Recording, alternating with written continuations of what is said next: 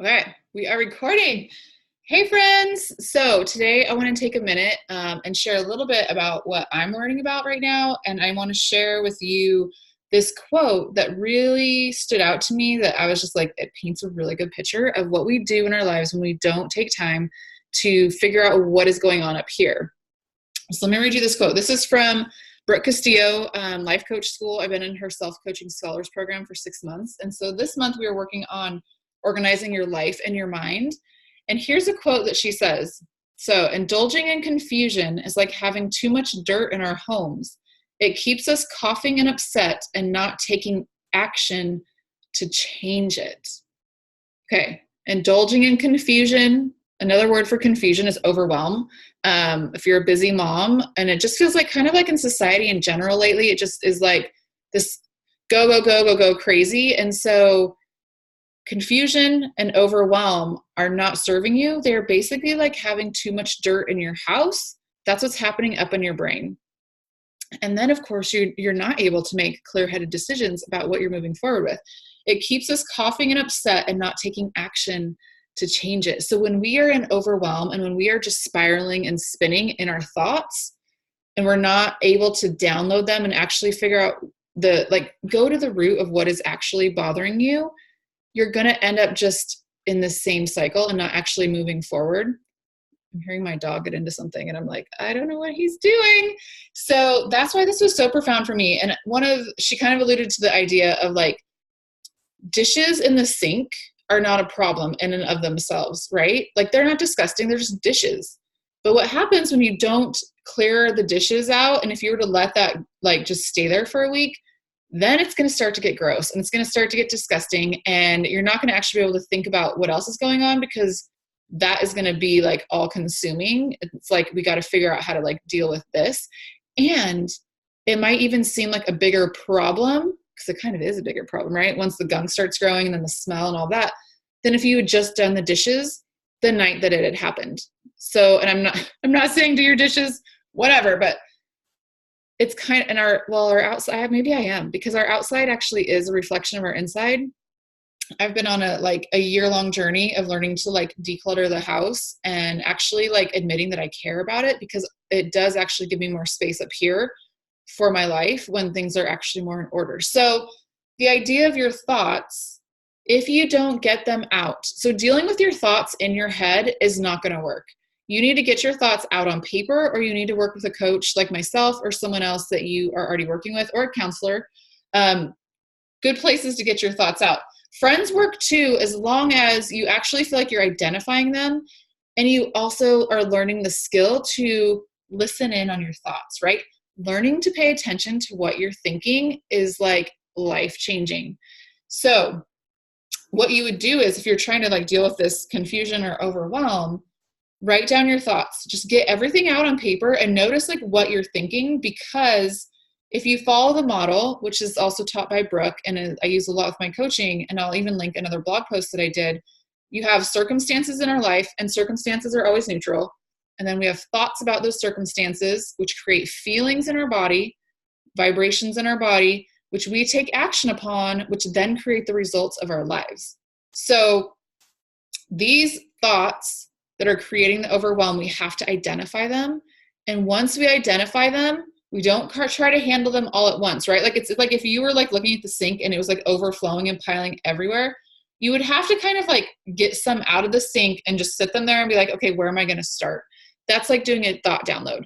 Get all of the thoughts out of your head and then figure out which one you want to start with. I did that today. Like I was kind of like just spinning a little bit, and I wrote down all the thoughts, and then I took the first one and I was like, boom, I'm going to find the truth about this. And like, what actually do I want to think? And then realizing the crazy in my head is because I was allowing these certain thoughts to cause suffering when really they didn't even need to. Like it was just all in my head. So you're going to take them one by one and you're going to write them out. And then you're going to say, thinking that thought, what is that causing me to feel? So I'll give you an example. I wish I would have brought it up here. My notepad's downstairs. So this morning I was evaluating a thought of feeling kind of like, the circumstance was chores and dishes. The thought was I was feeling like I'm doing like more work than my husband, and I was feeling like, so that was the thought, like it's not fair. I kind of like looked through all the thoughts and found out which one was the most like prominent right now. And then, so that thought of like, it's not fair, I'm being taken advantage of, all this junk, which like, you guys, it's not true, but when we don't stop to look at what's going on, it just festers into this like craziness that you're like, why would I even think that? Like, of course my husband helps. Of course, like no one's taking advantage of me. Like I'm caring for my family and my children. But when we don't stop, the crap starts growing on the dishes, right? So from there, I evaluated the feeling, which was, I was feeling kind of like mad and angry and frustrated. And the action was, I was kind of being a little more like passive aggressive. I wasn't bringing good energy. I was kind of doing stuff with meh. And then the result of that is there's no peace or happiness in our family. Like, right? Like, cause dishes are going to be there. These are legit dishes I'm talking about, or just the whole idea, or I was feeling when I'm thinking that like the thought of like, I'm being taken advantage of, or this doesn't matter, I have no purpose was another one that I wrote down. Actually, I would have brought it up here. Oh, I have no purpose. How funny is it that by doing the dishes, a thought that was mucking things up in here was that, well, I have no purpose, which the feeling for that was like, well, just resignation, like, well, who the heck cares? And then the action, the result of that is just like blah and yuck and horrible, right? So what you do is you download what it is for you. And there's no judgment here, right? Like saying it back to you, I'm like, oh my gosh, like my husband loves me. He helps out all the time. But it was still my truth in that moment. And those were the thoughts that were trying to spin me out, right? So what I do then is I write a new model. And I'm going to link the blog post so you kind of see how to do this. Circumstance is still the same. There are dishes and chores. But the thought that I chose to think now is I am actually the best qualified in our house to keep this whole system running.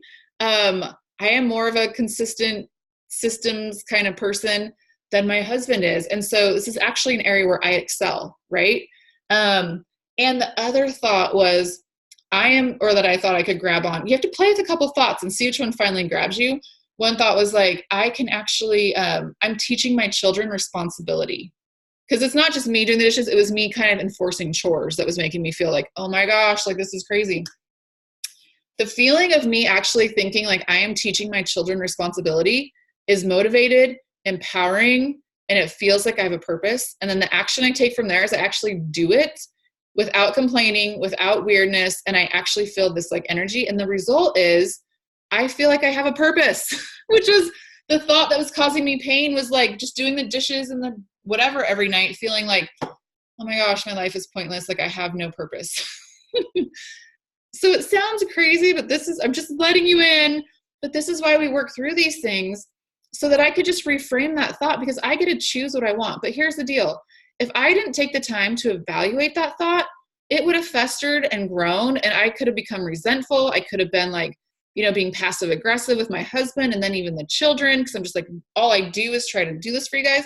Instead, I was able to reframe it all and live the story that I want to live because your thoughts are just your thoughts. And one time someone asked me like, well, aren't you just tricking yourself? And I'm like, well, you could look at it that way, or you could just say, I'm just going to choose thoughts that serve me better because our thoughts are just thoughts anyways, right? So I was tricking myself in a sense to say that just by doing these chores and whatever, that I had no purpose. That wasn't the truth. Just as much as like teaching my kids, how to do all this stuff might not necessarily be the truth, but it makes me feel good and empowered. And that's how I want to experience my life. Does that make sense? So I know you're probably like, Sarah, you are crazy. No, but it's all good. So you get to take that and then you can from there actually move forward. My husband's calling me right now.